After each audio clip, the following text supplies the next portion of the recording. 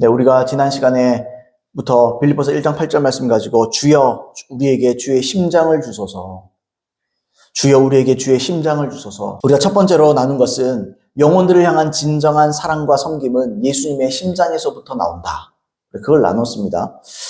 마이시 사부나 목사님의 간증을 통해서 우리가 나눴죠. 오후 예배 시간에도 또 다른 간증을 통해서 우리가 좀 이야기를 했는데, 오후 예배 시간에 그런 얘기를 했거든요. 바비코너 목사님을 통해서 그분이 보았던 환상을 통해서 하나님께서 우리에게 뭘 주길 원하시느냐, 하나님은 우리에게 당신의 심장 조각을 주길 원하신다. 왜냐하면 그게 미끼라는 거예요. 무슨 미끼냐? 영혼들을 구원할 수 있는 미끼는 바로 내 심장이다. 그 심장은 다른 게 아니고 내 사랑이다. 내 사랑. 교회는 사랑을 통해서 영혼들을 하나님께로 인도해야 된다. 그래서 우리는 먼저 하나님의 사랑을 깨달아야 된다. 그런 말씀을 드렸습니다. 오늘은 두 번째로 참된 하나님의 말씀은 예수님의 심장에서부터 나온다. 에 대해서 나누겠습니다. 예수님은 태초부터 하나님과 함께 계셨습니다. 삼위일체 하나님이라 부르는데 창세기 1장에 보시면 하나님의 성령께서 운행하고 계셨다. 아무것도 없었을 때 그때도 성령이 계셨지요. 또 예수님은 태초부터 하나님 품에 있으셨습니다. 품. 여기서 품이라는 말은 곧 하나님의 가슴을 의미합니다. 품. 콜로스라는 단어인데 품 또는 가슴이라는 의미고 중심이라는 말이에요. 영어로 하면 하트. 우리말로 하면 심장. 예수님은 태초부터 하나님의 심장 가운데 거하셨습니다. 요한복음 1장 1절로 3절 말씀에 태초에 말씀이 계시니라, 이 말씀이 예수님이시죠. 태초에 말씀이 계시니라, 이 말씀이 하나님과 함께 계셨으니 이 말씀은 곧 하나님이시니라. 그가 태초에 하나님과 함께 계셨고 만물이 그로 말미암아 지은 바 되었으니 지은 것이 하나도 그가 없이는 된 것이 없느니라. 예수님은 물론 이 땅 가운데 예수님이 초림하셨죠. 또 재림도 하시겠지만 예수님은 천지 창조 때도 일하셨습니다. 이 나오잖아요. 그가 태초에 하나님과 함께 계셨고 만물이 그로 말미암아 지은 바 되었으니 지은 것이 하나도 그가 없이는 된 것이 없느니라. 예수님이 다 지으셨습니다. 하나님과 예수님과 성령께서. 또 요한복음 1장 14절에 말씀이 육신이 되어 우리 가운데 거하심에, 이거는 성육신을 말하는 거예요. 예수님께서 이 땅 가운데 오셨다. 말씀이 육신되어 오신 것이다. 이런 말을 하는 겁니다. 말씀이 육신이 되어 우리 가운데 거하심에 우리가 그의 영광을 보니 아버지의 독생자의 영광이요 은혜와 진리가 충만하더라. 또 요한복음 1장 18절 말씀에 본래 하나님을 본 사람이 없으되 아버지 품속에 있는 독생하신 하나님이 나타내셨느니라. 아버지의 품속에 있었던 아버지의 심장 가슴에 있었던 그 분이, 그 예수님이, 그 독생자가 본래 하나님을 본 사람은 없었는데 하나님의 품속에 있었던 예수님이 성육신하셔서 하나님을 나타내셨다. 그러니까 예수님을 보면 하나님을 보는 겁니다. 우리가 성령의 음성을 들으면 하나님의 음성을 들은 겁니다. 자, 따라서 예수님은 하나님 말씀 그 자체예요. 제가 지금 말할 게 여기 있고 말이 여기 있잖아요. 지금 말을 제가 하려고 그러잖아요. 아직 말을 안 했죠. 그러나 말하기 전에 제 마음에 있습니다. 이 말이. 그게 예수님입니다. 예를 들자면 그런 거예요. 따라서 이 예수님은 하나님의 말씀 그 자체이기 때문에 활동하시는 말씀이 곧 예수님입니다. 활동하시는 말씀이 곧 예수님이다. 하나님이 천지를 말씀으로 창조하셨습니다. 말씀으로 선포하신 말씀, 빛이 있으라, 뭐가 있으라, 이런 말씀을 하시잖아요. 그럴 때 성령이 역사하시잖아요. 그때 성령이 역사하시죠. 그 성령이 역사한 것이 예수님이다. 마찬가지로 하나님 품, 하나님의 가슴, 하나님의 심장 중심에 있었던 말씀이 선포되자 그 말씀이 인간의 몸으로 태어나서 이 땅에서 사역하신 거예요.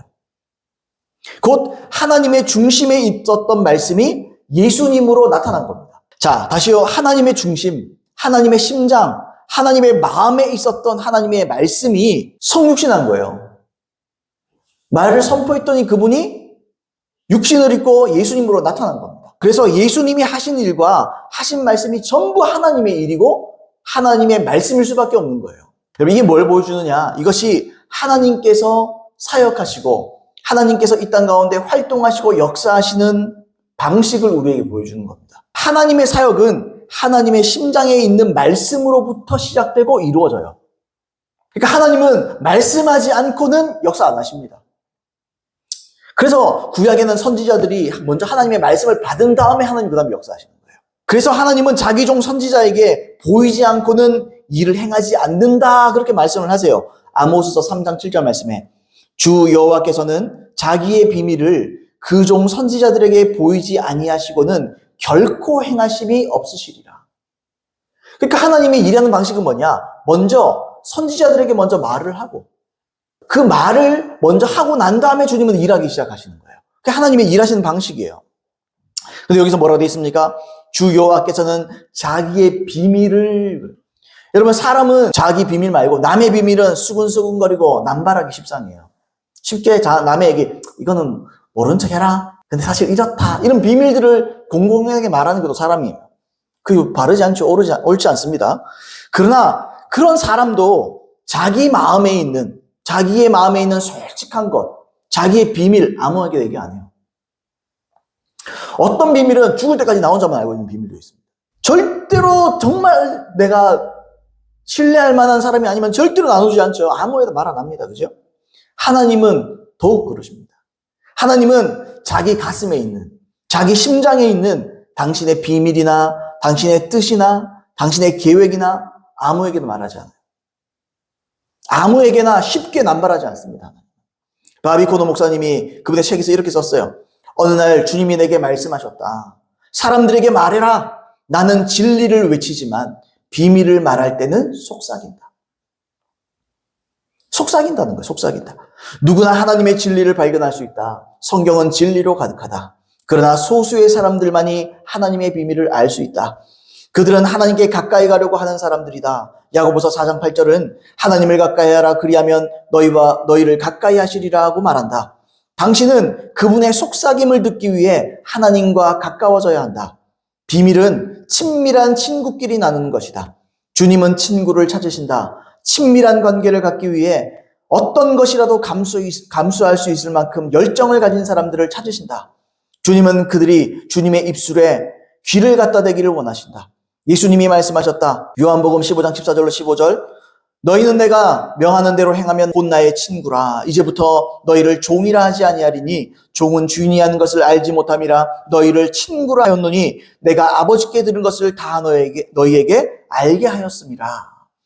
크리스천으로서 우리는 너무도 자주 스스로를 그저 주님의 종으로 여기곤 한다. 이것은 맞는 말이다. 우리는 종들이다. 베드로, 바울, 야고보, 요한 그리고 다른 많은 사도들이 자신을 그리스도의 종으로 심지어 노예로 자처했다. 우리는 그리스도의 종이다. 왜냐하면 옛날 종들이 주인에게 물리적으로 속해 있었던 것처럼 우리는 주님께 영적으로 속해 있기 때문이다. 그러나 그리스도는 우리를 종 이상의 어떤 존재로서 초청하신다. 그분은 우리가 더 가까이 오기를 원하신다. 종의 신분을 넘어 그분의 친구로서의 친밀감을 나누기를 원하신다. 주인과 종의 관계에서는 일이 필요한 만큼만 말하고 종은 필요한 만큼만 움직인다. 종은 주인을 실제로 알 수 없다. 종과 주인 사이에는 항상 일정한 거리가 유지된다. 그러나 친구는 마음을 털어놓고 서로 비밀을 나눈다. 여러분, 솔직한 하나님의 마음을 느껴보고 그분의 그 마음을 알고 울어보셨습니까? 기도해 보셨습니까, 여러분? 그게 하나님이 원하는 거예요. 하나님은 그냥 성경 좀 알고 그냥 하나님의 뜻대로 살려고 애쓰고, 물론 그것도 귀한 거예요. 근데 하나님은 그냥 종을 부르는 게 아니에요. 하나님은 우리를 불러 친구 되기를 원하는 겁니다. 친구. 하나님은요, 당신의 비밀을 나눌 사람이 필요한 거예요. 비밀을 나눌 사람. 그런 의미에서 선지자들은 단순히 일꾼이 아닙니다. 특히나 구약의 선지자들은 단순히 일꾼이나 그냥 사역자가 아니에요. 모두 하나님의 종이자 비밀을 믿고 나눌 수 있는 친구들이었습니다. 선지자들은. 여러분, 하나님은 아브라함을 나의 벗이라고 표현해요. 벗. 친구다 이 말이에요. 이사야서 41장 8절 말씀에 그러나 나의 종 너 이스라엘아 내가 택한 야곱아 나의 벗 아브라함의 자손아. 이스라엘 백성들. 주님이 추억하실 때 이 자손들이 어떤 자손들이야? 내 친구 아브라함의 자손들이. 내 친구, 내 벗. 얘들이 내 친구 애들인데. 주님이 아브라함을 추억할 때 뭘 추억하느냐? 그는 나의 친구였다. 그는 내 친구였다. 야고보서 2장 23절에도 나와요. 이에 성경에 이른바 아브라함이 하나님을 믿으니 이것을 의로 여기셨다는 말씀이 이루어졌고 그는 하나님의 벗이라 칭함을 받았나니. 그는 하나님의 친구였다. 또 아브라함은 뭡니까? 아브라함은 친구입니까? 단순히? 아니, 아브라함은 선지자였어요. 아브라함이 선지자라고 그게 말이 나오나? 나와요. 창세기 20장 7절 말씀에 이제 그 사람의 아내를 돌려보내라. 그는 선지자라. 그가 너를 위하여 기도하리니 네가 살려니와 네가 돌려보내지 아니하면 너와 내가 속한 자가 다 반드시 죽을 줄 알지니라. 그는 내 친구인데 그는 내 선지자다. 보내줘라. 왜냐하면 사라를 그죠? 왕이 사라를 딱 데려가잖아요. 자기 아내를 취하려고. 꿈에 나타나는 거예요, 하나님이. 그는 선지자다. 노터치. 건들지 마. 언터처블. 건들지 마라. 그건 내 선지자다. 그런 말씀을 하세요. 여러분, 아브라함은요, 하나님의 친구면서 동시에 선지자였습니다. 이걸 가장 잘 보여주는 게요, 창세기 18장 말씀이잖아요. 하나님이 아브라함에게 무슨 말을 하느냐? 내가 소돔과 고모라를 박살내러 한번 확인해 보려고 한다. 저기에 막 사람들이 고통스러워하는 소리를 내가 하늘에서 들었는데 내가 그게 진짜 맞는지 한번 확인해 보려고 왔다. 그러면서 아브라함 집을 들렀다 가세요. 아브라함 집을 싹 지나쳤다 가세요. 아브라함이 딱 보자마자 하나님 알아보는 거 하나님의 사자들이다. 바로 알아보고 대접을 합니다. 그리고 하나님의 마음의 비밀을 말씀을 하세요. 창세기 18장 17절부터 23절 말씀에 여호와께서 이르시되 내가 하려는 것을 아브라함에게 숨기겠느냐? 내가 아브라함에게 숨길 게 뭐가 있냐? 내 친구인데. 18절 아브라함은 강대한 나라가 되고 천하 만민은 그로 말미암아 복을 받게 될 것이 아니냐. 내가 그로 그 자식과 권속에게 명하여 여호와의 도를 지켜 의와 공도를 행하려고 그를 택하였느니 이는 나 여호와가 아브라함에게 대하여 말한 일을 이루려 함이라. 여호와께서 또 이르시되 소돔과 고모라에 대한 부르짖음이 크고 그 죄악이 심히 무거우니 내가 이제 내려가서 그 모든 행한 것이 과연 내게 들린 부르짖음과 같은지 그렇지 않은지를 내가 보고 알려 하노라. 그 사람들이 거기서 떠나, 여기서 그 사람들은 하나님의 사자들을 말합니다. 소돔으로 향하여 가고 아브라함은 여호와 앞에 그대로 섰더니 아브라함이 가까이 나아가 이르되 주께서 의인을 악인과 함께 멸하려 하시나이까? 중보예요. 중보.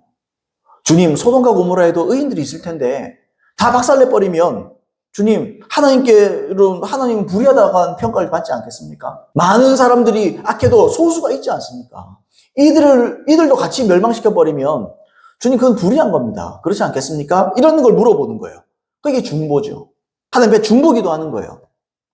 소수의 의인인데 그들을 악인들과 함께 멸하시면 안 됩니다. 그럼 주님의 얼굴에 먹칠입니다. 그러면 안 됩니다. 이런 말을 하는 거예요.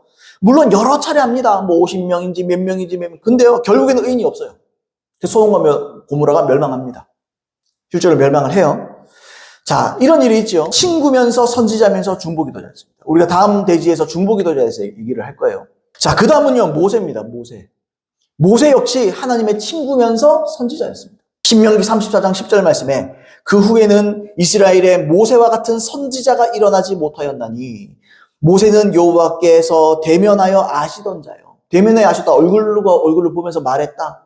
실제로 얼굴 못 봤지만 그만큼 친밀했다 이걸 말하는 거예요. 친구를 얘기하는 거예요. 사람이 그 친구와 대면하여 말한 것 같이 그 친구라는 말이에요. 친구. 그러니까 모세도 선지자면서 친구예요. 친구면서 선지자고. 이처럼 하나님은 자기의 마음의 속사정, 자기의 비밀을 나눌 친구들이 너무너무 필요합니다. 그래서 모세가 뭐라 그럽니까? 나는 너희가 모두 선지자 되기를 원한다. 모세는 하나님 마음을 아는 거예요. 하나님의 외로움을 아는 거예요. 뭐라 그래요? 나는 너희가 전부 다 선지자 됐으면 좋겠다. 그 말은 너 전부 다 하나님과 가까워졌으면 좋겠다. 그런 말이에요. 다 친구처럼 되었으면 좋겠다. 하나님과 다 친밀했으면 좋겠다. 그게 하나님의 뜻이다. 아멘입니까, 여러분? 이게 다시 말하면 여러분들 전부 한 사람 한 사람이 하나님 친구 될 수 있습니다. 그게 하나님이 여러분을 향한 부르심이에요. 하나님 여러분을 불러서 구원시킵니다. 근데 구원만 해주는 게 아니에요. 하나님은 사람이 필요한 거예요. 하나님은 친구가 필요한 거예요. 하나님은 단순히 종이 필요한 게 아니에요. 물론 종도 필요한데 하나님은 친구면서 종이 필요한 거예요. 종은 시키는 일만 하잖아요. 친구는 그렇지 않아요. 내가 나와 친한 그 친구가 뭔가 일을 맡겼다. 그러면요, 그 친구의 입장에서 일을 하는 거예요. 모세는 사관으로 충성하였으나 하나님 아들은 아들로서 충성했다. 그런 말도 하잖아요. 그러니까 사관으로 종으로 충성하는 게 아니죠. 친구로 충성하는 거예요. 그리고 자녀로 충성하는 거예요. 하나님 그걸 원하거든요. 그래서 여러분, 하나님은 먼저 친구의 중보기도를 통해서 자기의 마음을 푸십니다. 우리도 그렇지 않나요, 여러분? 속상하고 힘든 일 있으면 옆에 누가 있으면 좀 얘기하고 싶잖아요. 내가 이렇다 저렇다 솔직하게 얘기하고 싶은 사람이 잘 없지요. 그래도 있으면 그게 얼마나 힘이 되고 속이 풀어집니까, 그죠? 그래서 마음이 풀리기도 하고 막 그런 일들이 있잖아요. 하나님도 똑같아요. 하나님도 그러기를 원하셔요. 하나님도 많은 중보자가 필요하고 친구가 필요합니다. 또 오늘 말씀의 주제처럼 하나님의 마음에서 나오는 말씀을 통해서 하나님의 마음을 쏟아놓을 뿐만 아니라 하나님의 계획을 실행하기를 원하세요. 하나님은. 당신의 마음에 있는 계획, 뜻 있을 거 아니에요. 그걸 친구들과 말하면서 이걸 친구들을 통해서 실행하기를 원하시는 거예요. 때문에 여러분, 참된 하나님의 말씀은 반드시 그분의 심장에서 나옵니다. 진짜 하나님의 말씀은요. 단순히 성경 연구에서만 나오는 게 아니에요. 성경 연구도 해야 됩니다. 그러나 성경 연구하면서 그 속에 하나님의 마음의 소리를 들어야 돼요. 성경을 읽을 때도 마찬가지예요. 우리는 문자와 글자를 읽는 게 아니에요. 이 속에 하나님의 심장의 소리를 듣는 겁니다. 예수님의 하나님의 심장의 고동 소리, 아멘입니까? 심장 뛰는 소리를 들어야 되는 거예요. 그걸 원하는 거예요.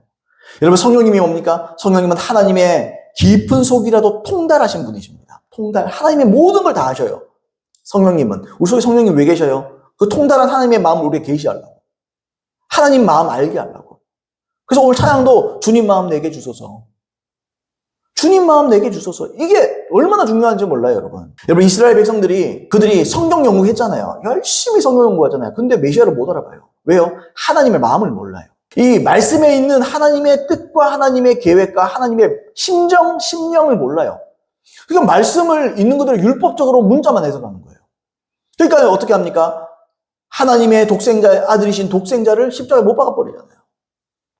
이게 얼마나 중요한지 모릅니다, 여러분. 자, 지금 모세와 또 아브라함 얘기를 했는데요. 구약의 모든 참된 선지자들이 다 그랬어요. 그들은 하나님의 마음을 알고 그걸 선포한 겁니다. 그들이 하나님의 음성을 듣고 그냥 선포한 게 아니에요. 하나님의 마음을 이해하고 선포한 거예요. 그래서 여러 선지서에서 보시면 주 여호와의 말씀이니라 그러면서 선포해요. 주 여호와의 말씀이니라. 그냥 말씀 들어서 그게 아니고 하나님의 심정을 이해하는 거예요. 하나님의 마음을 이해하는 거예요. 여러분, 하나님의 음성을 여러분 들어보셨겠지만 하나님의 음성을 들으면요. 처음에는 정보를 듣습니다. 근데 깊이 기도해서 하나님의 깊은 기름 부음속으로 들어가 보세요. 하나님의 심정이 느껴집니다. 어떨 때는 아들아 이렇게 불러도요. 어떨 때는 그냥 아들아 부르시고 이렇게 어떨 때는요. 막 긴급함이 느껴질 때도 있어요. 아들아 지금 기도해야 된다. 막 그런 긴박감이 느껴지기도 하고 어떨 때는 막 슬픔이 느껴지기도 해요. 이 땅을 어떻게 하면 좋으냐. 이런 감정이 느껴져요. 한마디에. 저도 자식 키우는 입장이지만 아무개야 이 감정이 다르잖아요. 우리가 주님을 마음을 이해하기 시작하면요. 들립니다. 압니다. 주님 이런 마음. 하나님 지금 긴급하시구나. 하나님 지금 너무 속상하시구나. 하나님 너무 마음 아프시구나. 때로는 하나님 너무 기쁘시구나. 여러분 우리 이걸 들어야 돼요. 하나님은 여러분 정보는요. 전화통화하면 누구라도 전화통화해서 정보를 알 수 있죠. 그 사람의 감정은 어떻게 알아요? 우리가 이렇게 일반적으로 누군가에게 문의가 왔다. 그럼 제 감정을 말합니까? 근데 내가 편한 사람은 내 감정을 드러내요. 짱난다. 속상하다. 참 슬프다. 기쁘다. 누구예요? 내가 믿을 수 있는 사람. 내가 신뢰할 수 있는 사람에게. 여러분 그 중에 선지자 에스겔에게 하나님의 마음으로부터 말씀을 받아서 에스겔이 이렇게 선포합니다. 에스겔서 33장 11절 말씀에 너는 그들에게 말하라. 주 여호와의 말씀이니라. 나의 삶을 두고 맹세하노니 나는 악인이 죽는 것을 기뻐하지 아니하고 악인이 그의 길에서 돌이켜 떠나 사는 것을 기뻐하노라. 이스라엘 족속아 돌이키라. 너희 악한 길에서 떠나라. 어찌 죽고자 하느냐. 이 감정이 안 느껴집니까 여러분? 막 긴급하고 안타깝고 우리 경상도말로 이거 죽을락하나 살락하나 정신이 있나 없나 이런 하나님의 마음이 막 느껴지잖아요. 여러분 선지서는요 그 감정을 느껴야 되는 거예요. 읽으면서 그냥 문자를 읽는 게 아니에요. 주님의 안타까움. 여러분 또 선지자 예레미야는 어때요? 선지자 예레미야에게는요 하나님께서 더 솔직하게 말해요. 예레미야서 5장 9절 말씀에 여호와의 말씀이니라. 내가 어찌 이 일들에 대하여 벌하지 아니하겠으며 내 마음이 이런 나라에 보복하지 않겠느냐. 한탄하시는 거예요. 야 예레미야 한번 들어봐봐라. 내 마음을 한번 봐봐라. 내 마음이 그러잖아요. 이런 나라에 보복 안 하겠냐. 야 내가 이런 나라를 가만둘 수 있겠냐. 이게 주님의 심정이에요 지금. 주님의 심정이에요. 5장 29절 말씀에도 내가 이 일들에 대하여 벌하지 아니하겠으며 내 마음이 이 같은 나라에 보복하지 아니하겠느냐. 지금 뭘 봐? 계속 보복을 얘기해요. 복수를 얘기해요. 나는 너무 당하고 살았다 이거예요. 이 백성이 나를 너무 배신한다 이거예요. 내가 이렇게 은혜를 주고 이렇게 내 선민으로 내가 선택한 백성으로 은혜를 주고 뭐를 주고 이렇게 했는데 형님 내게 남는 게 이게밖에 없다. 내가 이거 어떻게 보복이 뭡니까? 보복 복수예요, 복수. 하나님은 복수하십니다. 우리가 신혼의 날 그러잖아요, 나중에. 하나님께서 우리를 심판할 날이 신혼의 날이거든요, 신혼의 날. 복수의 날이에요, 진노의 날. 너희가 진노를 쌓고 있느라고 하나님 복수하십니다. 무슨 복수요? 하나님은 언약의 대상자예요. 언약을 하신 분이에요. 여러분, 언약을 어긴 게 뭡니까? 그 배약이죠. 그 배신이거든요. 그래서 여러분, 교회 안에 예수님 믿는다고, 하나님 믿는다고, 뭐 예배드리고 하지만 참으로 믿지 않는 사람 전부 다 진노를 당합니다. 주님 배신당하는 거예요. 이것들이 나를 이용했구나. 내가 이제까지 꾹꾹 참고 기다리고, 결국에는 회개하는 것을 내가 기다렸지만, 결국에는 이들이 나를 배신했다. 끝까지 나를 배신했다. 그럼 작살나는 겁니다. 나중에 그 심판받는 거예요. 진노를 쏟아 붓는다 그러잖아요. 지금 예레미야에게 하나님이 이런 감정을 그대로 드러내시는 거예요. 내가 보복 안 할 수 있겠냐? 그 보복의 정당성을 말하는 거예요. 야, 생각 봐봐라. 내가 보복 안 하고 견디겠냐? 이걸 얘기하는 거예요. 예레미야서 9장 9절에도 내가 일들을 말미암아 그들에게 벌하지 아니하겠으며 내 마음이 이런 나라에 보복하지 않겠느냐? 여호와의 말씀이니라. 여호와의 말씀이요. 어떤 말씀? 뭐 전부 다 우리는 착각하지요. 주님이 자비롭고 너그러우셔서 노하기를 더디하셔서 항상 우리가 잘 되기를 물론 잘 되길 원하세요. 의인들이. 잘 되기를 원하셔서 하나님은 항상 우리를 용서할 물론 용서할 준비가 됐어요. 우리가 진짜 회개한다면. 근데 하나님은 숨기고 있는 마음이 있어요. 무슨 마음입니까? 하나님은 악인들을 벌하기를 원하십니다. 때가 되면. 기쁘진 않으세요. 그러나 하나님은 공의롭기 때문에 그럴 수밖에 없는 거예요. 여러분, 소돔과 고모라를 생각해 보세요. 하나님께서 그 도시를 없애버렸습니다. 여러분, 노아 때는요. 세계를 없애버렸습니다. 노아 한 가정 빼고는 다 없애버립니다. 그게 하나님이십니다, 여러분. 사람들이 하나님의 인자와 어미, 저 인자만 생각해요. 하나님의 무서운 분입니다, 여러분. 하나님 엄연한 분입니다. 여러분, 꼭 잊지 마세요. 하나님의 자비 쪽으로 가면 문제 생깁니다. 물론 하나님의 어미 쪽으로만 가도 큰 문제가 생깁니다. 좌우로 치우시면 안 돼요. 그 중간으로 가야 돼요. 그 가운데로 가야 돼요. 균형을 맞춰야 되는 거예요. 하나님은 나에게 은혜를 베푸시는 자비로운 분이시지만 하나님은 내 죄에 대해서 엄격한 분이시다. 이게 함께 가야 되는 거예요. 아멘입니까? 자, 자비의 하나님이 자신의 심판, 보복의 정당성을 말하시잖아요. 누구에게? 친구에게. 믿을만 하니까. 오해하지 않으니까. 정말 나를 신뢰하고 나를 믿어주는 친구니까. 야, 내가 이렇다. 세상 사람들은 나를 그냥 자비한 하나님이라고 착각하는데 나는 이렇지. 그런 건 아닌데 참 속상하다. 뒤집어 엎어버리고 싶다. 이런 얘기를 지금 하시는 거예요. 예레미야에게. 하나님의 솔직한 마음을 그냥 보이십니다. 당연하겠지만 선지자도 이런 마음을 함부로 선포하면 안 돼요. 우리 아까 에스겔서에 나왔잖아요. 그죠? 뭐라고 나왔냐면 너는 그들에게 말하라. 주 여호와의 말씀이니라 이러잖아요. 너는 그들에게 말하라. 그러니까 말하는 거예요. 그게 아니면 말 안 합니다. 여러분, 선포된 기록된 말씀들이 우리가 기록되어 있지만 이 외에도 기록되지 않은 말씀 중에 많은 부분들에서 선지자들이 하나님의 음성을 듣고 하나님의 마음을 이해했을 거예요. 그 중에 선포하라 그런 것만 선포한 거지. 왜냐? 친구는 내 친구가 나를 신뢰해서 비밀을 말하면 그 함부로 말하지 않잖아요. 딱 숨겨주잖아요. 딱 이거 비밀이야. 그럼 그래. 뭐 어디 가서 그냥 나팔 불지 않잖아요. 그냥 비밀. 그래 내가 그렇게 할게. 함부로 발설하지 않을게. 우리 그거 당연하잖아요. 그죠? 하나님이 우리를 비밀 친구를 원하시죠. 비밀을 나눌 수 있는 친구. 이처럼 하나님은 하나님의 친구를 통해서 당신의 마음을 토로하시고 또 그 가운데서 하나님은 하나님의 말씀을 선포하게 하시고 일하게 하시는 거예요. 하나님은 당신의 심장에 있는 솔직한 마음, 숨은 마음을 자기 친구에게 또 종인 선지자에게 나타내십니다. 계시하십니다. 이게 계시예요. 그런데 우리가 하나 좀 착각해서는 안 되는 게 하나 있습니다. 그게 뭐냐면 하나님의 친구가 모두 선지자는 아니다. 하나님의 친구가 그렇다고 모두가 선지자는 아니에요. 성경에 그런 말씀 있잖아요. 고린도전서 12장 29절에 다 사도겠느냐? 다 선지자겠느냐? 다 교사겠느냐? 다 능력 행하는 자이겠느냐? 그렇게 말하잖아요. 그래서 다 선지자라서 맨날 하나님은 비밀을 말하고 선포하고 다 그런 건 아니에요. 예언하고 다 그런 건 아닙니다. 그러나 동시에 예수님은 또 이렇게 말씀하셨어요. 아까 바비코노 목사님의 그 말씀을 인용할 때 나왔던 구절인데 이렇게 말했어요. 요한복음 15장 12절부터 15절 말씀에 이런 말씀이 있습니다. 내 계명은 곧 내가 너희를 사랑한 것 같이 너희도 사랑하는 이것이니라. 사람이 친구를 위하여 자기 목숨을 버리면 이보다 더 큰 사랑이 없나니 너희는 내가 명하는 대로 행하면 곧 나의 친구라. 이제부터는 너희를 종이라 하지 아니하리니 종은 주인이 하는 것을 알지 못함이라. 너희를 친구라 하였노니 내가 내 아버지께 들은 것을 다 너희에게 알게 하였음이라. 이처럼 모든 사람이 선지자 될 수는 없지만 그러나 예수님은 우리 모두를 친구로 부르셨습니다. 선지자는 못 돼도 적어도 친구는 될 수 있습니다. 왜입니까? 왜 우리를 친구로 될 수 있고 친구가 될 수 있고 친구로 부르셨다 그래요? 아버지께 들었던 모든 말씀을 그대로 제자들이 알게 했다. 그렇게 표현해요. 마지막 구절 15절에 이제부터는 너희를 종이라 하지 아니하리니 종은 주인이 하는 것을 알지 못함이라.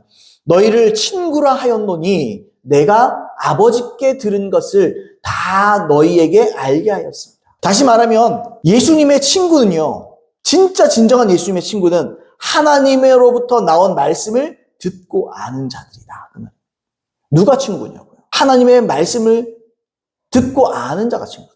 이건 지식적인 알미 아니에요. 여기서 안다라는 표현이 원어에 보시면 그노리조라는 단어거든요. 이게 뭐냐면 알게 하다, 계시하다 이런 뜻이에요. 계시하다. 말 그대로 지식적인 알미 아니에요. 깨달음을 말하는 거예요. 하나님 주시는 초자연적인 깨달음을 말하는 거예요. 주의 음성을 듣는 거죠. 그게 하나님의 마음의 소리를 듣는 거죠. 그게 계시예요. 그러니까 그걸 들으면 친구라는 거예요. 그런 사람이 친구예요. 하나님 그런 사람 원하는 거예요. 또 성경에 예수님이 뭐라 그럽니까? 내 소원대로 계시를 받는 자. 주님의 소원이 있어요. 주님의 갈망이 있어요. 우리가 계시받는 겁니다. 우리가 하나님의 마음을 알게 되는 겁니다. 그게 예수님의 소원이에요. 자, 근데 이 구절에서 여기서 계시 들은 거, 내 아버지께 들은 것을 너희가 알겠다. 요거는 문맥에 보시면 요거는 예수님의 계명인 사랑을 말하는 거예요. 여기서는. 근데 이걸 우리가 확장시켜서 봐도 문제가 없어요. 이걸 더 확장시켜서 보면 하나님의 마음으로부터 온 하나님의 말씀을 말하는 거예요. 그걸 계시로 받아라. 그걸 들어라. 기도하고 말씀 모든 것들을 총동원해서 하나님의 마음을 알고 그분의 음성을 듣고 그분의 심장으로부터 오는 그분의 마음 비밀을 들어라. 그게 예수님의 소원이다. 그게 하나님의 소원이다. 하나님은 친구를 원하신다. 제가 옛날에 그랬다고요. 제가 참 종교적인 교회에서 기상생활할 때 제가 한번 말씀드렸는데 찬양 중에 마음에 안 드는 찬양이 있었어요. 나는 주의 친구. 그래서 속으로 내가 주님이 친구가. 굉장히 좀 이렇게 고리타분한 생각이죠. 성경적인데도 제 마음에 이렇게 나는 주의 친구. 주님이 네 친구야. 첫 번째. 나는 주의 친구. 네가 우기는 거 아니야? 그 찬양하면 내가 잘 안 해요. 주님 나를 친구로 인정을 안 하는데 자꾸 친구라 그러기도 그렇고 버리장머리 없이 그분은 나의 하나님이신 자꾸 친구라 그러나 맘먹자는 거야. 뭐 이런 생각을 제가 했어요. 근데 오늘 성경에 보면 하나님은 친구를 원하세요. 나 혼자 우기면 안 돼요. 근데 하나님의 비밀을 알아야 돼요. 비밀을 아니까 사람들이 착각해요. 자기가 선지자네 무슨 뭐 예언 사역자네 뭐 이런 사람들 있잖아요. 그러면 주님이 들으면요 다 시시콜콜 다 얘기해요. 그렇게 하는 그 사람 못 쓰는 거예요. 신뢰를 못 하는 거야. 하나님이 비밀을 안 줘요. 처음에는 엄청난 비밀들을 깨달을 수 있어요. 딱 입에 자크 딱 잠궈요. 하나님은 친구를 원하십니다. 그죠? 친구. 종도 있고 친구도 있어요. 하나님은 둘 다에게 순종을 요구하십니다. 그건 당연한 거죠. 그죠? 근데 주인은 종에게 일을 시킬 때는 필요한 것만 얘기해요. 요거 요렇게 하세요. 저건 저렇게 하세요. 요것만 하세요. 딱 요것만 딱 하면 됩니다. 그럼 집에 가세요. 이건 종이에요. 그죠? 친구는 어떻게 하죠? 내가 이걸 왜 이렇게 하려고 그러는지. 내가 요걸 왜 하는지. 친구이기 때문에 자기의 계획을 다 설명해요. 내가 사실은 요걸 요렇게 해서 내가 사실 이런 뜻이 있어가지고 내가 사실 요래가지고 그래서 의자를 뭐 요렇게도 놓고 저렇게도 나 요렇게 하는 이유가 있어. 그러면 친구가 듣고 그거 참 괜찮다. 그거 좋다. 종은 그렇지 않죠. 시키면 시키는 대로 하는 거예요. 그 이상 알고 싶지도 않아요. 종은. 난 빨리 시키면 시키는 대로 하고 뭐 돈이나 받아가는 거지. 그죠? 돈이나 그죠? 월급이나 타가는 거지. 별거 없잖아요. 친구는 그렇지 않죠. 월급을 주든 안 주든 내 친구예요. 내 친구가 잘 됐으면 좋겠어요. 내 친구가 계획하는 일들을 내가 도와주고 싶어요. 왜? 진정한 친구는. 그런 친구가 참 만나기 힘들지만 하나님은 우리를 그런 친구가 되어주기를 원하십니다. 신학자 게리 버지라는 사람이 이렇게 썼어요. 진정한 우정이 있는 곳에 진정한 알게함 혹은 계시가 나란히 존재한다. 제자들은 예수의 말씀을 가지고 있다. 그러므로 제자들은 하나님의 마음, God's heart를 안다. 하나님의 마음, 하나님의 심장을 알고 있다. 이렇게 써요. 하나님의 마음을 아는 거예요. 여러분 제자들과 누구라고? 제자는 누구라고요? 하나님의 마음을 아는 자들. 아무나 제자가 아니에요, 여러분. 제자는 그리스도인이요. 그리스도인들은요, 원래 하나님의 비밀을 듣는 자들입니다. 놀랍지 않으세요, 여러분? 그럼 여러분들이 여러분을 돌아봐야 돼요. 나는 주의 비밀을 아는가? 난 진짜인가 가짜인가? 나는 하나님의 음성을 듣나? 나는 하나님의 심장에서 나오는 소리를 듣고 있나? 주님의 그 심장에서 나오는 고동 소리를 내가 듣고 있는가? 심장 박동 소리를 내가 듣고 있는가? 고민해 봐야 되죠. 이 때문에 우리는 하나님의 마음에서 나오는 참된 하나님의 말씀을 들어야 돼요. 다시 말해서 우리는 주님의 심장 소리를 들어야 됩니다. 참된 하나님의 말씀은 하나님의 심장으로부터 나온다고 제가 계속해서 말씀드리고 있습니다. 우리가 사랑하는 사람의 심장 박동 소리를 듣기 위해서 가만히 귀를 가슴에다 다 대고 있잖아요. 저는 우리 애들 잘 때도 그렇고 어떤 한 번씩 심장 소리 듣거든요. 심장 소리 들으면 좋더라고요. 아이들 소리를 들어봐요. 아, 심장 잘 들고 있네. 참 좋더라고요. 그 왜 좋겠어요? 아, 아이들이 건강하게 살아있구나. 이 소리를 듣는 거잖아요. 아이들의 생명력을 듣는 거, 생명을 듣는 거잖아요. 우리가 하나님의 음성을 들으면요. 하나님의 심장에 귀를 기울이면 하나님의 심장, 하나님의 생명, 성령을 얻게 되는 거예요. 성령. 자, 우리가 사랑하는 사람의 이 박동 소리를 듣기 위해서 가만히 귀를 기울이는 것처럼 우리가 주님의 참된 말씀을 듣기 위해서는요. 가만히 열린 마음으로 하나님께 귀를 기울여야 됩니다.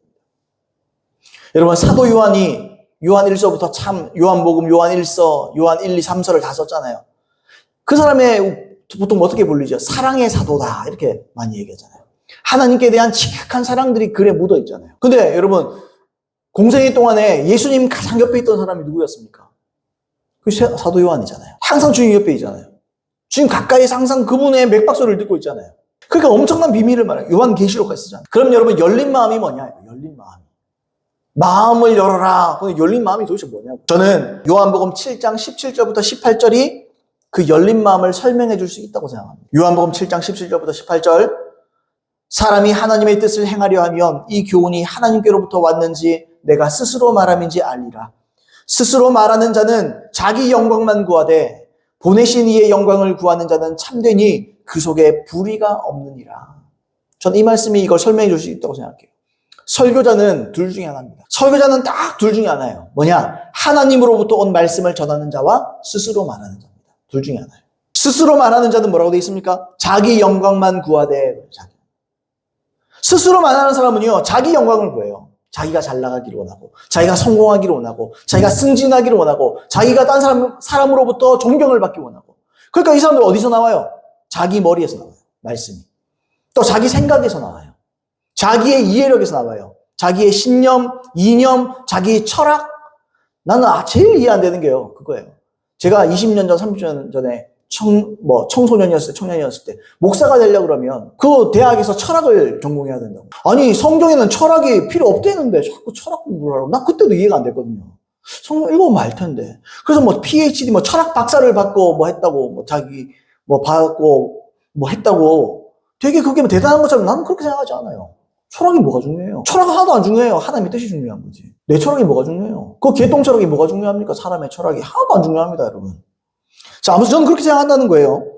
그래서 철학과 사람의 또 교리, 이런 데서 말씀을 구상하고 거기에다가 성경을 덧칠합니다. 성경적인 것처럼, 여러분 24K 진짜 금이 있고 도금이 있잖아요. 도금 하는 거예요, 그냥 도금. 그것만 딱 칠하는 거예요. 속에는 자기 생각이에요. 겉에만 그냥 도금칠을 딱 하는 겁니다. 그러면서 그게 24K인 척, 하나님의 말씀인 척 해도 소용없어요. 사람들은 그 가치를 압니다. 아, 이거는 사람 말입니다. 딱 바로 아는 거예요. 그러나 여러분, 자기 영광만 구하되 보내신 이의 영광을 구하는 자들이 있습니다. 보내신 이의 영광. 그죠? 보내신 이의 영광을 구하는 자들. 이런 사람들은 뭐예요? 자기 생각, 자기 신념, 자기 철학, 철저하게 무관심합니다. 누가 뭐래도 무관심합니다. 누가 뭐래도 하나님. 누가 뭐래도 하나님 말씀. 누가 뭐래도 내가 듣고 있는 주의 음성. 누가 말해도 하나님의 말씀, 하나님의 이 마음, 하나님의 심장의 소리, 여기에 초점을 맞춥니다. 그래서 다른 데로 귀 기울이죠. 유행 따라가지 않습니다. 어떤 사역이 유행하네, 그걸 안 따라가요. 영성운동이 유행하네, 무슨 운동이 유행하네, 그런 거 안 따라가요. 하나님 말씀이 뭐라 말하냐. 주님의 심장에서는 무엇을 말씀하고 있냐. 주님은 지금 어떤 마음이시냐. 본질에다가 딱 초점을 맞추는 거예요. 이거예요, 이거. 딴 데는 무관심한 거예요. 하나님의 마음과 뜻, 성경적인 진리, 요거에 초점이에요. 자기 생각, 다른 사람의 어떤 생각, 관심 안 갖습니다. 물론 참고할 것들은 참고할 수 있겠죠. 그러나 기본을 말하는 거예요. 기본적인 거. 그저 그분의 뜻이 뜻을 이루어서 그분에게 기쁨을 드리고자 하는 마음. 하나님의 심장에서 나오는 소리에 온전히 마음을 여는 거예요. 다시 말하면 이 말씀이 뭘 보여줍니까? 열린 마음이 뭐냐? 하나님의 뜻을 행하려는 마음이다. 그러니까 우리가 귀 기울일 때, 주님의 심장에 귀 기울일 때 어떤 마음으로 귀 기울여 들려요? 그 뜻을 행하고자 하는 마음으로 들어야 주의 심장 소리가 들리는 거예요. 주님의 마음 소리가 들리는 거예요. 아까 잠깐 실수했지만 이런 말씀을, 이런 마음에 대해서, 말씀에 대한 이런 태도와 마음에 대해서 사도 야고보가 우리가 수요 예배 때 나눈 것처럼 온유한 마음이라고 말하는 거예요. 온유한 마음. 그게 온유하고 겸손한 마음이에요. 겸손한 마음, 난 아무것도 못합니다. 가만히 하려면 하셔요. 시키면 하는데, 난 능력 없으니까 하는 데까지 해보는데, 안 되면 어쩔 수 없고 하세요. 이건 겸손한 마음 아니에요. 겸손한 마음도 속으면 안 돼요, 여러분. 나는 못합니다, 주님. 못합니다. 그러므로 내게 능력 주셔서 하게 하옵소서. 이게 겸손인 거지. 못합니다. 알아서 하세요. 이거 겸손 아니에요. 사람들이 착각한다고요. 자기 연민에 빠져 있다고요. 나는 못합니다. 주님만이 하실 수 있습니다. 그래서 내게 능력 주옵소서 이게 아니고 못하니까 뭐 어떡하겠어요. 주님 알아서 하세요. 그러면서 자기 혼자 슬픈 거야. 자기 연민에 빠져요. 내가 나를 봐도 불쌍하다. 아이고 재산이 있나 뭐가 있나 복도 지지리도 없는데 주님밖에 없습니다. 이건요 교만이에요. 이거는 주님을 이용해 먹겠다는 거지. 나는 못하니 주님 알아서 하겠어. 뭐 이거지. 아시잖아요. 야고보서 1장 21절 말씀에 그러므로 모든 더러운 것과 넘치는 악을 내버리고 너희 영혼을 능히 구원할 바 마음에 심어진 말씀을 온유함으로 받으라. 너희는 말씀을 행하는 자가 되고 듣기만 하여 자신을 속이는 자 되지 말라. 누구든지 말씀을 듣고 행하지 아니하면 그는 거울로 자기 생긴 얼굴을 보는 사람과 같아서 제 자신을 보고 가서 그 모습이 어떠했는지 곧 잊어버리거니와 자유롭게 하는 온전한 율법을 들여다보고 있는 자는 듣고 잊어버리는 자가 아니요 실천하는 자니 이 사람은 그 행하는 일에 복을 받으리라. 여기서 보세요. 온유한 마음을 얘기하면서 온유한 마음에 병행이 되는 말들이 뭐죠? 말씀을 행하는 자 되라. 말씀을 실천하는 자가 되라. 온유한 마음이 뭔데요? 행하고자 하고 실천하고자 하는 마음. 하나님께로부터 아까 그랬죠. 사람이 하나님의 뜻을 행하려 하면 이 교훈이, 이 말씀이, 이 진리가 내가 하나님께서 말씀하신 것이 내가 내 마음대로 말하는 것인지 알게 될 거다 그러잖아요. 이걸 말하는 거예요. 말씀을 실천하고자 하는 마음으로 귀를 기울여요. 제가 이런 유의 설교를 많이 하거든요. 사람들이요, 진짜 성경 읽고, 기도하고, 말씀 설교 들어도요, 실천하고자 하지 않아요. 그냥 들어주는 거예요. 그래서 제가 화가 나요. 쥐가 뭔데 들어주나? 하나님 들어줄 뿐인가? 들어야 되지. 겸손하게 납작 엎드려서 들어야지. 실천해야지. 그대로 살려고 애써야지. 제가 전에 있던 교회에서도 막 설교 시간에 뒤에서 어떤 형제인데 이러고 대자로 이렇게 자요. 아무도 말을 안 해. 그래서 제가 광고 시간에 뭐라 했잖아요. 주님한테 예의를 갖추라고. 사람 앞에서 그렇게 하지 않지 않냐고. 그러니까요, 그거 듣고 또 어떤 사람 삐져요. 공개적으로 그런 책망을 했다고. 뭐라 해야지 그러면은. 교회는요, 타가소가 아닙니다. 교회는요, 하나님 찬양하는 장소고, 교회는 하나님 말씀을 듣는 장소고, 실천하기 위해서 몸부림치는 장소입니다. 사람들이 교회는 정말 따뜻하고, 차 대접하고, 대접받으러 오는 줄 알아요. 교회는 그런 게 아닙니다. 교회는 철저하게 주님을 대접해드리는 것입니다. 사람을 대접하기 전에 하나님을 대접하세요. 하나님을 하나님으로 대접하세요. 그분의 말씀을 듣고 두려워할 줄 알아야 돼요. 경외하는 마음으로 그분을 예배할 줄 알아야 돼요. 그분의 말씀을 귀 기울여 들을 줄 알아야 돼요. 실천하고자 긴장하는 마음으로 들어야 돼요. 사모하는 마음으로, 긴장하는 마음으로 듣고, 안 되면 금식해야지. 안 되면 어떡하지? 안 되면 내가 작정 기도에 들어가겠다. 이런 걸로 듣는 거예요, 하나님 말씀은. 제가요, 그런데 되게 예민하거든요. 하나님 말씀 또 예배하는 분, 나는 짜증 안 나겠어요, 여러분? 이런 표현이 어떨지 몰라도, 아니, 내가 사랑하고 내가 섬기는 하나님인데, 뭔데? 넌 그런 마음이 있어요. 난 하나님 사랑해요. 그렇잖아요. 근데 우리 아버지 저기 계신데, 어떤 사람이 있는데 우리 아버지한테 함부로 돼. 열받아요, 안 받아요? 만약에 그렇다면, 우리 아버지가 있는데 다른 사람이 우리 아버지 무시해. 진짜 듣고 싶지. 정신이 뭔데 우리 아버지한테 함부로 얘기하는데 이러고 당연한 거예요. 하는 우리 아버지거든요. 여러분, 이런 여러분, 의문들이 있어야 됩니다. 의문들이. 자, 아무튼 그렇습니다, 여러분. 그래서 우리는 귀 기울여야 돼요. 어떻게 귀 기울여요? 열린 마음이 어떤 순종하고자. 주님의 뜻을 실천하고자 하는 마음. 여러분, 이걸로 말씀 듣는 거예요. 이거 없으면 안 돼요. 들으나 마나예요. 우리는 참된 하나님의 말씀을 그럴 때 듣게 됩니다. 그러므로 우리가 주님의 심장에 귀 기울여야 할 줄로 믿습니다. 그리고 그분의 심장이 우리 속에서 뛰어야 될 줄로 믿습니다. 결론을 말씀드립니다. 아까 처음에도 말씀드렸는데 우리가 가장 답답할 때가 있어요. 그게 뭐냐면 내가 아플 때나 저희가 옛날에 자취할 때 저기 경남 진주에서 자취할 때 저는 외로움을 별로 안 타거든요. 근데 하나는 참 그렇더라고요. 독감에 걸렸는데 주위에 친구가 있나? 독감 걸렸는데 어디 전화할 때도 없고 아프다고 말할 때도 없고 챙겨주는 사람도 없고 참 서럽다 이런 생각이 좀 들 때 있더라고요. 가장 답답할 때가 어떨 때냐? 아플 때나 고통 중에 있을 때 이 마음을 나눌 사람이 없으면 제일 답답합니다. 제일 고통스러워요. 마음이 아파요. 또 우리가 절망할 때는 또 언제냐? 하고자 하는 일이 있는데 그걸 성취할 수 있는 방법이 없습니다. 방법이 없다. 너무 답답하고 너무 힘들고 너무 괴롭고. 여러분 제가 왜 이 말씀드리냐? 영혼들을 향한 하나님 아버지의 마음도 동일하다는 거예요. 자신의 마음속에 있는 하나님은 여러분 얼마나 큰 분입니까?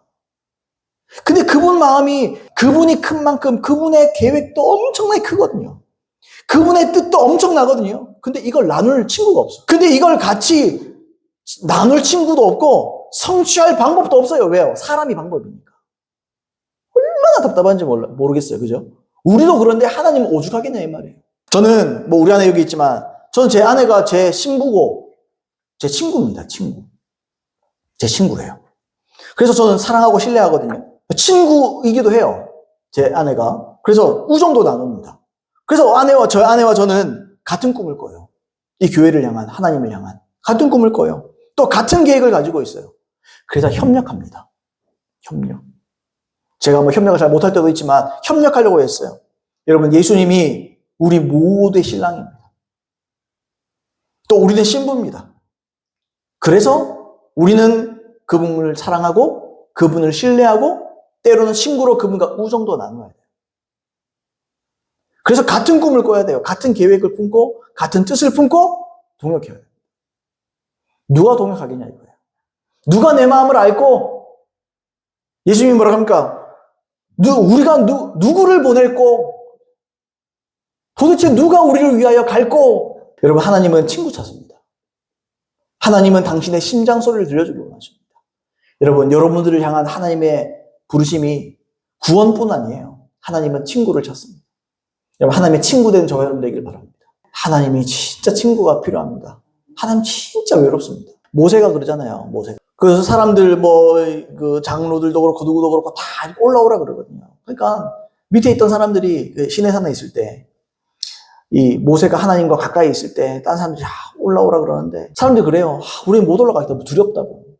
구름 있고 번개 치고 하나님의 그런 임재와 하나님의 영광을 보고 우리 두려워서 못 올라가요. 그래서 그래요. 모세한테 들은 거를 우리한테 얘기해달라.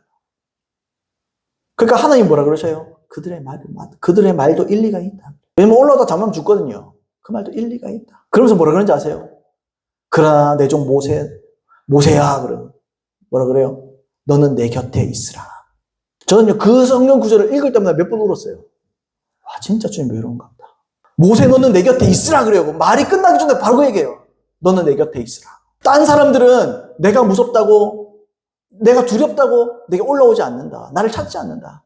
근데 너만은 내게 있어야 돼. 너를 통해서 나는 일할 수 있고 난 너를 통해서 내 비밀을 말할 수 있어. 그게 하나님 아버지 마음이에요. 그게 교회를 향한 하나님 마음입니다. 그게 우리를 향한 하나님 마음입니다. 아무개야 너는 내 곁에 있으라. 너는 나와 함께 있으라. 내가 너를 친구로 불렀다. 내 친구가 되어다. 여러분, 이 하나님의 초청에 응답하는 저와 여러분 되기를 예수님으로 축복합니다. 그래서 주의 비밀을 아십시오. 함부로 떠들라는 게 하는 게 아니고 하나님의 마음을 이해시켜 드리십시오. 그리고 때로는 하나님께서 말씀하라 그러면 담대하게 선포하기도 하십시오. 그게 우리를 향한 하나님의 뜻인 줄로 믿습니다. 우리 들은 말씀 기억하시면서 하나님의 심장 소리를 내게 들려주시옵소서. 나를 친구 되게 하여 주시옵소서. 하나님의 신부이자 친구 되게 하여 주셔서 하나님과의 우정을 나누는 내가 되게 하여 주시옵소서. 기도하겠습니다.